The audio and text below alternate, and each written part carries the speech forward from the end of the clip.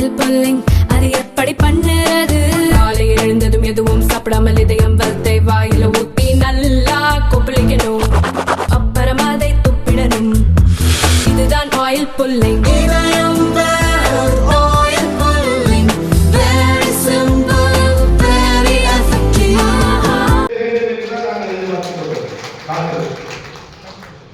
இங்கதான் அரசியல், இங்கதான் எழுச்சி, இங்கதான் போராட்டம், இங்கதான் போர்க்குணம் இருக்கு. 1 மணி நேரத்தில் 50,000 பேர் நாம் ஆர்ப்பாட்டத்தில் திரள முடியும் என்று நீங்கள் தான் நிரூபிச்சிருக்கீங்க.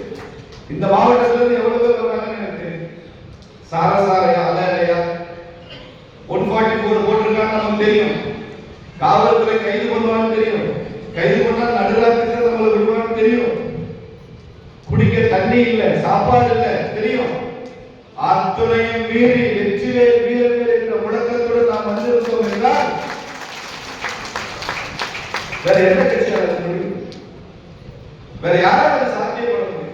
உணர்வுள்ள ஒரு திருக்கூட்டம் இருக்கு, இந்து ஸ்பிரிட் இருக்கக்கூடிய மிகப்பெரிய ஒரு ஆளுமை இருந்த கட்சி. அதனாலதான் நீங்க எல்லாம் பயப்படுறாங்க.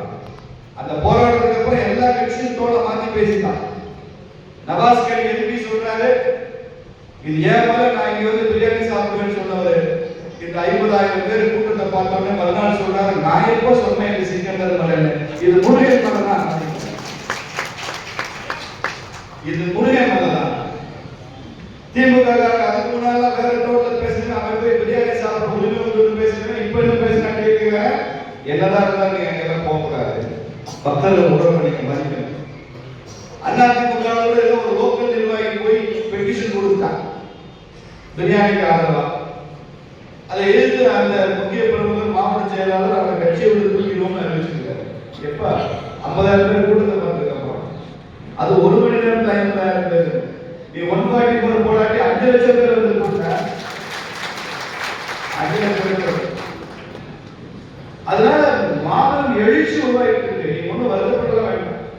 எழுச்சி உருவாகுது, உறுப்பினர்கள் அதிகமாகிறாங்க, மக்கள் ஆதரவு அதிகமாக இருக்கு. திமுக அதிருப்தி நாளுக்கு நாள் அதிகமா இருக்கு. நான் தேர்தல் நுழையும் போது அரசு ஊழியர்கள் டிஏபி போராடிக்கிறோம். இந்த அரசு ஊழியர்கள் தான் திமுகவோட பலமே. அரசு ஊழியர்களும் காவல்துறையும் திமுகவை தூக்கி எறிய வேண்டும் என்று நினைக்க ரொம்ப நாள் ஆகிவிட்டது.